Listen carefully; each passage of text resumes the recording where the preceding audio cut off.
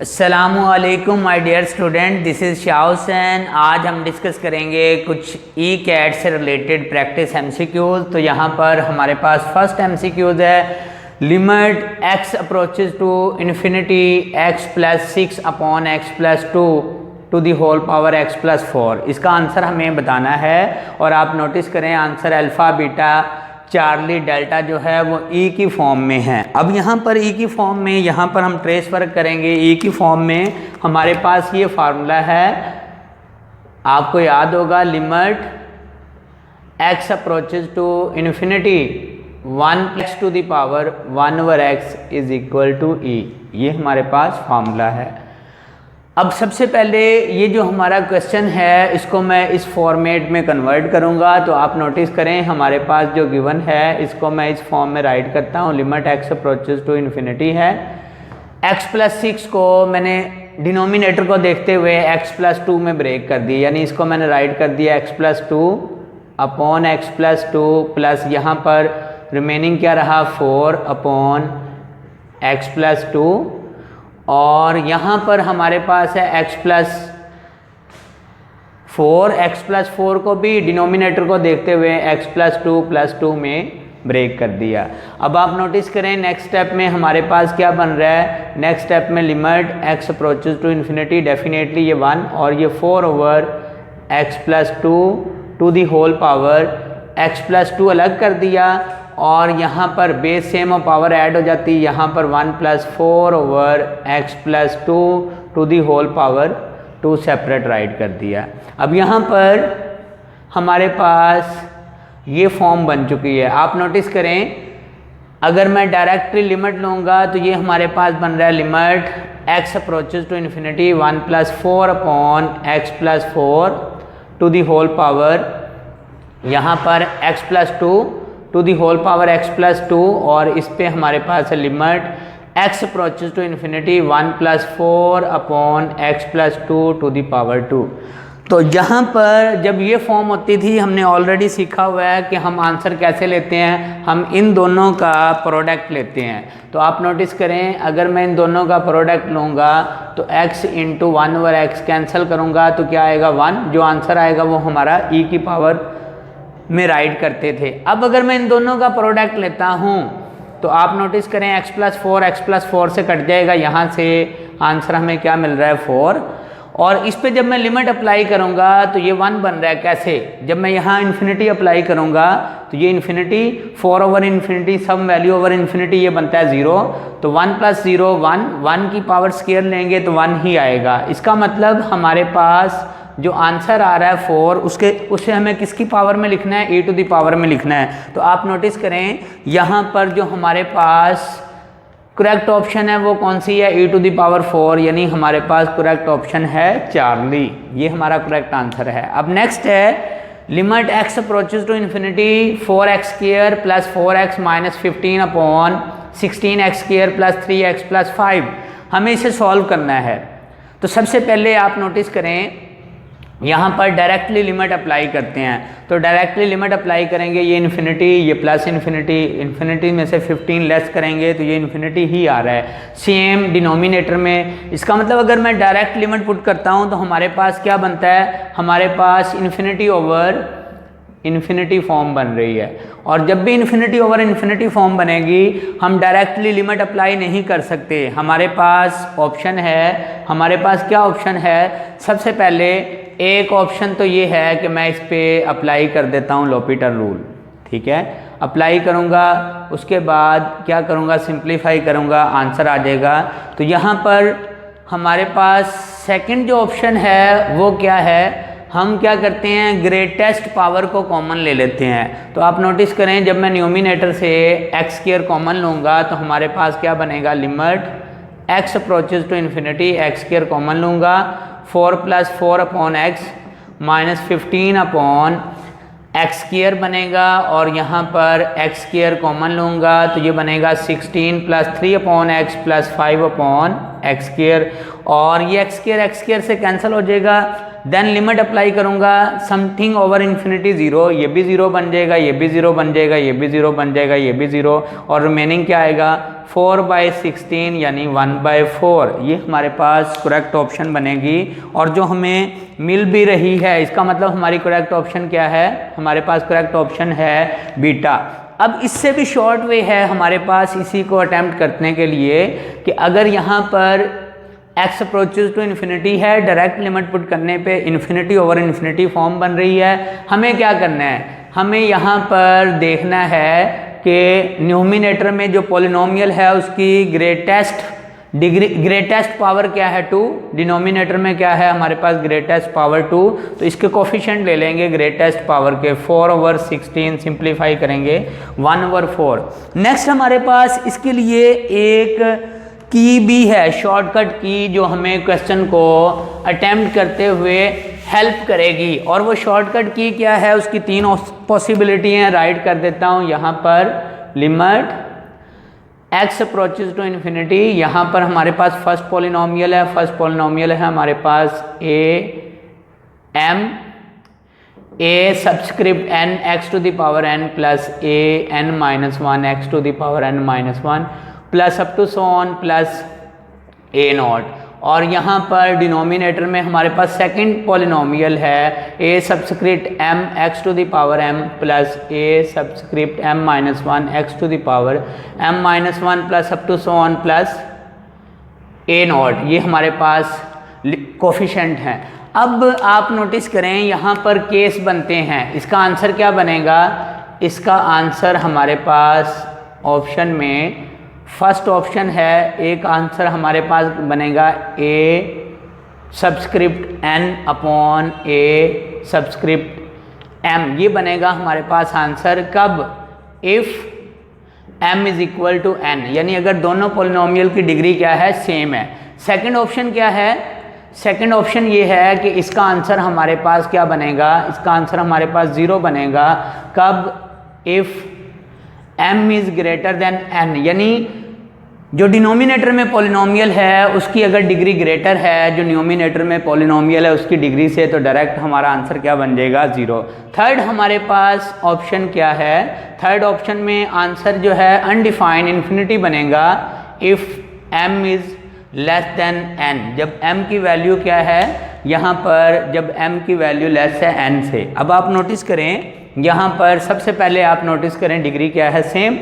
तो अगर degree same है तो हमने जो लीडिंग कोफिशिएंट है एक्स स्क्वायर का वो है 4, यहाँ पे एक्स स्क्वायर का लीडिंग कोफिशिएंट है 16, 4 को डिवाइड बाय 16 करूँगा तो ऑप्शन क्या आ रही है, ऑप्शन आ रही है 1/3, ये हमारे पास ऑप्शन आ जाएगी। अब नेक्स्ट जो हैं इसी तरह रिमेनिंग केस भी अप्लाई हो सकते हैं जो डिपेंड करते हैं डिग्री पे। तो अगर हमारे पास ये की है शॉर्टकट की, तो इसकी हेल्प से इसमें से 3 केस में से कोई भी एक आएगा तो हम उसे अटैम्प्ट कर लेंगे इजीली।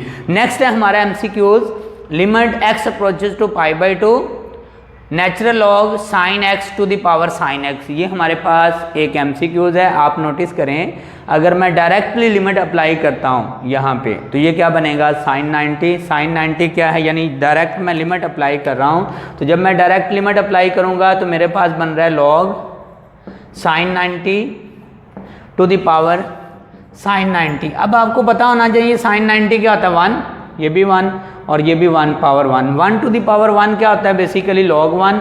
अब आपको पता होना चाहिए लॉग 1 क्या होता है, लॉग 1 होता है 0। तो हमारे पास जो करेक्ट ऑप्शन है वो हमारे पास करेक्ट ऑप्शन कौन सी है, अल्फा। नेक्स्ट है हमारे पास limit x approaches to 0 sine QX upon sine PX is equal to, option क्या होगी। तो डियर स्टूडेंट यहाँ पर इसे अटैम्प्ट करने से पहले ये एक्सप्लेन करना बहुत ज़रूरी है कि यहाँ पर जो वेरिएबल है वो क्या है, वेरिएबल Q है। समटाइम्स स्टूडेंट क्या करते हैं, एज़ यूजुअल वेरिएबल को x ही कंसीडर कर रहे होते हैं और x के मुताबिक इसे ऑपरेट कर देते हैं। तो यहाँ पर ये बता रहा है Q अप्रोचेज टू 0 है, इसका मतलब यहाँ पर जो वेरिएबल है वो Q है। सबसे पहले तो मैं डायरेक्ट लिमिट पुट करता हूँ, Q की 0 पुट करूँगा, 0 को x से मल्टीप्लाई करूँगा 0, साइन 0 क्या आएगा, साइन 0 आएगा 0। और यहाँ पर Q की वैल्यू 0 पुट करूँगा, 0 को P से मल्टीप्लाई करूँगा 0 और साइन ज़ीरो क्या होगा, ज़ीरो। यानी हमारे पास 0/0 फॉर्म बनती है अगर मैं इस पर डायरेक्ट लिमिट अप्लाई करता हूँ। अगर मैं डायरेक्ट लिमिट अप्लाई करता हूँ तो 0/0 फॉर्म बनती है। अब मुझे इसे सॉल्व करना है, तो अगर 0/0 फॉर्म बनती है या ∞/∞ फॉर्म बनती है तो हमारे पास ऑप्शन है लॉपिटल रूल की। हम इस पे अप्लाई करेंगे लॉपिटल रूल। लॉपिटल रूल क्या है, वेरी सिंपल रूल है कि हमने क्या करना है, हमने न्यूमिनेटर का अलग डेरिवेटिव ले लेना है, डिनोमिनेटर का अलग डेरिवेटिव ले लेना है और देन इस पे लिमिट अप्लाई कर देनी है। तो आप नोटिस करें लिमिट q अप्रोचेज टू 0 है। यहाँ वेरिएबल q को कंसीडर करते हुए मैं न्यूमिनेटर का डेरिवेटिव ले रहा हूँ, तो डेफिनेटली साइन qx का डेरिवेटिव क्या बनेगा, ये बनेगा cos qx। Then angle QX का डेरिवेटिव लूंगा विद रिस्पेक्ट टू Q, तो वो क्या आएगा x, यहाँ स्टार्ट में राइट कर दिया। सेम साइन PQ का डेरिवेटिव लूंगा विद रिस्पेक्ट टू Q, तो साइन का डेरिवेटिव क्या होगा cos PX। देन जब मैं PQ का डेरिवेटिव लूंगा विद रिस्पेक्ट टू Q, तो क्या आएगा P, वो मैंने स्टार्ट में राइट कर लिया। अब डियर स्टूडेंट मुझे इस पे लिमिट अप्लाई करनी है, जहाँ जहाँ Q है 0 पुट करूँगा, जहाँ 0 पुट करूँगा 0 को x से मल्टीप्लाई करूँगा 0, cos 0 क्या बनेगा 1। जहाँ पर Q है 0 पुट करूँगा, P से मल्टीप्लाई होकर 0, cos 0 बनेगा, cos 0 की वैल्यू क्या होती है 1। तो आप नोटिस करें अगर मैं सिंप्लीफाई करता हूँ तो हमारे पास ऑप्शन क्या आएगी, हमारे पास करेक्ट ऑप्शन होगी x/p। तो यहाँ पर x/p कौन सी ऑप्शन है, हमारे पास करेक्ट ऑप्शन है डेल्टा। इंपॉर्टेंट MCQ था जिसमें अक्सर स्टूडेंट वेरिएबल से ट्रैप कर जाते हैं। नेक्स्ट हमारे पास है limit x approaches to a x minus a upon e to the power x minus e to the power a, ये हमारे पास क्या है लिमिट है। अगर डियर स्टूडेंट मैं इस पर सबसे पहले डायरेक्टली लिमिट अप्लाई करता हूँ, अन्य वाली लिमिट अप्लाई करता हूँ, जहाँ जहाँ x है a पुट करता हूँ, a माइनस a क्या बनेगा, डेफिनेटली ये बनेगा 0। और न्यूमिनेटर में लिमिट अप्लाई करता हूँ जहाँ जहाँ x है a, तो e to the power a minus e to the power a 0, यानी 0/0 फॉर्म बन रही है डायरेक्ट लिमिट अप्लाई करने से। अब मुझे क्या करना है, अगर डायरेक्ट लिमिट बन रही है, डायरेक्ट लिमिट अप्लाई करने से 0/0 फॉर्म बन रही है, तो मैं इस पर अप्लाई करना चाहता हूँ लॉपिटल रूल।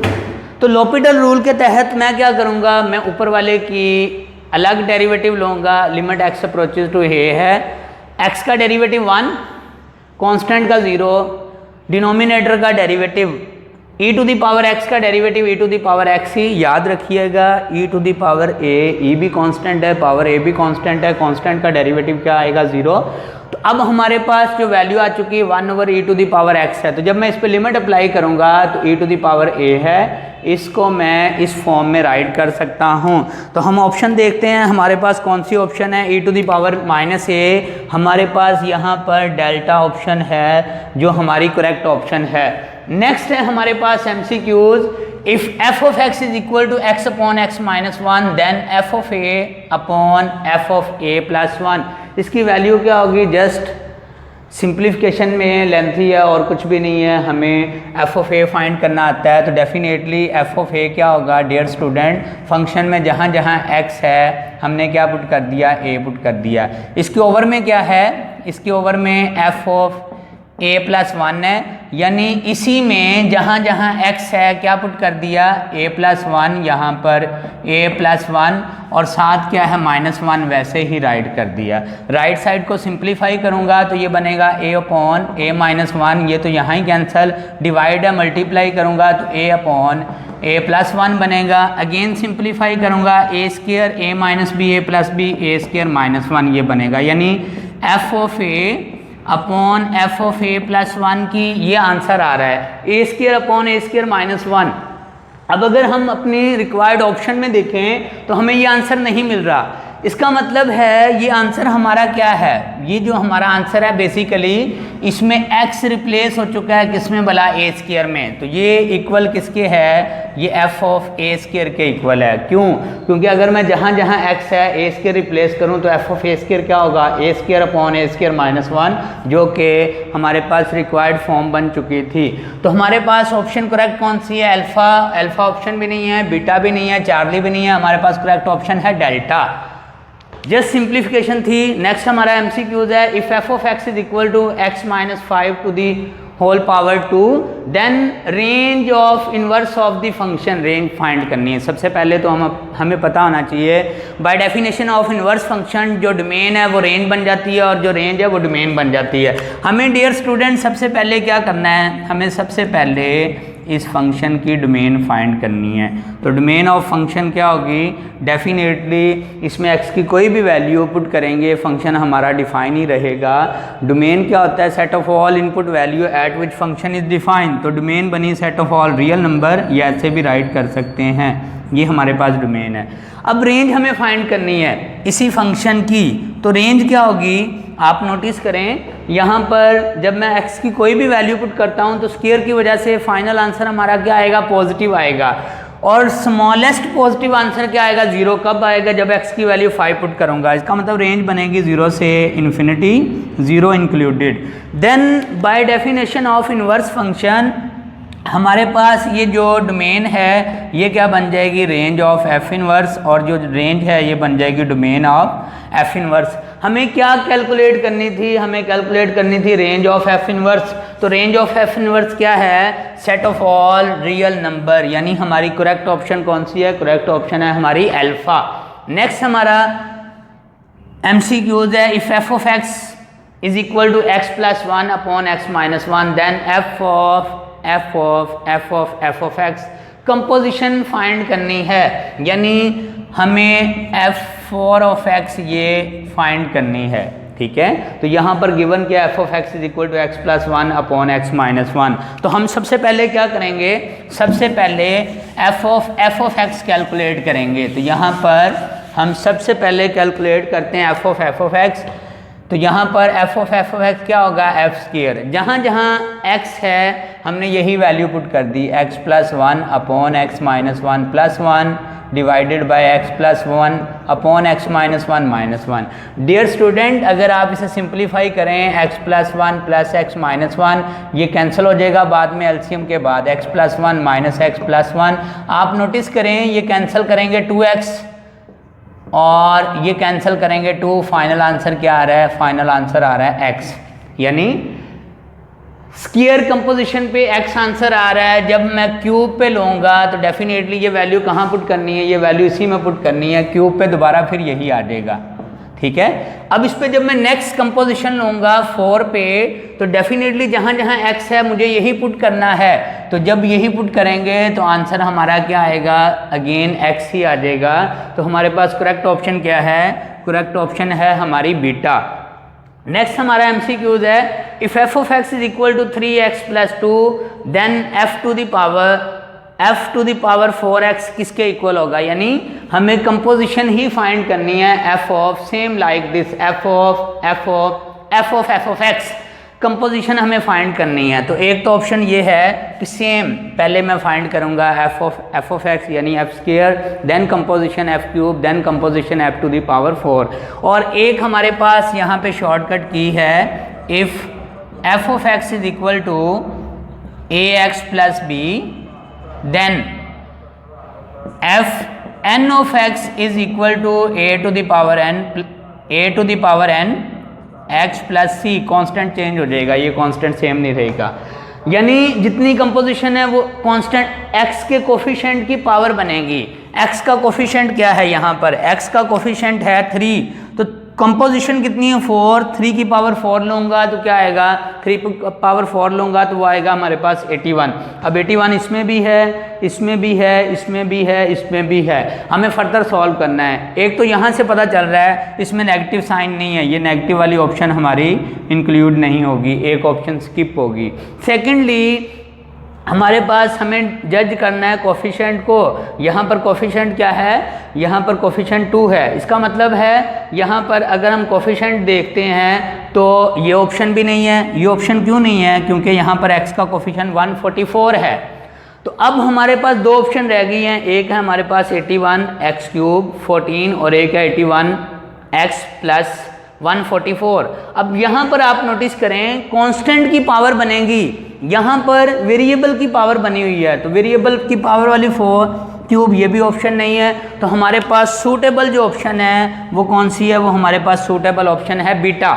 नेक्स्ट हमारा एमसीक्यूज है x is equal to a cos t, y is equal to b sin t are parametric equations. Dear student, parametric equation वाला एमसीक्यूज बड़ा इंपॉर्टेंट होता है, मोस्टली इनमें से एक रिपीट हो जाता है, आपको पता होना चाहिए। अगर लाइन है तो लाइन की पैरामेट्रिक इक्वेशन क्या है, x is equal to a x plus c, y is equal to बनेगी हमारे पास सी एक्स प्लस डी। इसी तरह अगर हमारे पास लाइन के बाद सर्कल है तो सर्कल की पैरामेट्रिक इक्वेशन क्या होती है, x is equal to a cos t, Y is equal to a sine t. इसी तरह नेक्स्ट हमारे पास एलिप्स है, एलिप्स की पैरामेट्रिक इक्वेशन क्या होती है, x is equal to a cos t, Y is equal to b sine t. तो यहाँ पे क्या है, x is equal to a cos t, Y is equal to b sine t, ये पैरामेट्रिक इक्वेशन है किसकी, एलिप्स की। और सेम हाइपरबोला की पैरामेट्रिक इक्वेशन होती है, और पैरामेट्रिक इक्वेशन ऑफ हाइपरबोला क्या होती है, x is equal to A secant T, Y is equal to B tan T. ये हमारे पास स्टैंडर्ड पैरामेट्रिक इक्वेशन होती है, आपने ये याद रखनी है, इनमें से सम टाइम कोई एक रिपीट हो जाता है। नेक्स्ट है हमारे पास limit x approaches to infinity, square root of X square plus 1 upon X plus 1। अगर मैं इस पर डायरेक्ट लिमिट पुट करता हूँ तो आप नोटिस करें इन्फिनिटी बाय इन्फिनिटी फॉर्म बनती है। अब इन्फिनिटी का सोल्यूशन ऑफ इन्फिनिटी एक ये भी है 1 ओवर इन्फिनिटी इक्वल टू 0, यानी जहाँ इन्फिनिटी आए हम ट्राई करेंगे कि उसे फ्रैक्शन में शिफ्ट कर लें, क्योंकि जब इन्फिनिटी फ्रैक्शन में आएगी तो 1 ओवर इन्फिनिटी क्या बन जाता है, 0। तो मैंने ऐसा ही कुछ करना है, मैंने न्यूमिनेटर से एक्स स्क्वायर कॉमन ले लिया। आप नोटिस करें यहाँ पर न्यूमिनेटर से जब मैं एक्स स्क्वायर कॉमन लूँगा तो ये बनेगा 1 प्लस 1 ओवर एक्स स्क्वायर, और स्क्वायर जब रूट से बाहर आएगा तो ये बन जाएगा x, और डिनोमिनेटर से x कॉमन लिया 1 प्लस 1 ओवर x, ये कैंसिल हो जाएगा। अब इस पे लिमिट अप्लाई करनी है, कैसे, limit x approaches to infinity. तो 1 ओवर इन्फिनिटी क्या बनेगा, 0, 1 का रूट क्या बनेगा 1, और यहाँ पे 1 यानी 1 ओवर 1 1। तो हमारे पास जो करेक्ट ऑप्शन बनेगी वो ऑप्शन कौन सी है, वो हमारे पास ऑप्शन है चार्ली। तो डियर स्टूडेंट, ये आज का लेक्चर था regarding to ECAT practice MCQs। Thank you so much.